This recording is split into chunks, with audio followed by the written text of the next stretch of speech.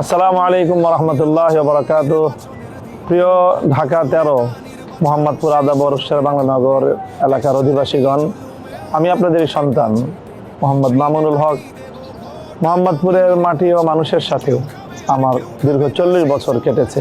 মোহাম্মদপুরের মাঠে ঘাটে কেটেছে হৈ হুল্লোড় করে আমার শৈশব। মোহাম্মদপুরের মানুষের সাথে কাঁধে কাঁধ মিলিয়ে সমাজ ও রাজনৈতিক কর্মকাণ্ডে কেটেছে আমার যৌবন।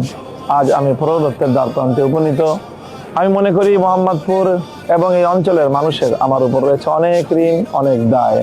আমি জীবনের এ পর্যায়ে এসে মোহাম্মদপুর, আদাবর ও শেরেবাংলানগর এই অঞ্চলের মানুষের সে হক কিছুটা আদায় করার চেষ্টা করব। তাই আমি ঢাকা 13 আসন থেকে 10 দলীয় ঐক্যের সমর্থনে বাংলাদেশ খেলাফত মজলিসের মনোনয়নে রিকশা প্রতীক নিয়ে নির্বাচনে প্রতিদ্বন্দ্বিতা করছি। আগামীর নিরাপদ, সন্ত্রাসমুক্ত, দুর্নীতিমুক্ত, মাদকমুক্ত ঢাকা 13 মোহাম্মদপুর অঞ্চল গড়ে তুলতে রিকশা প্রতীকে ভোট দিন।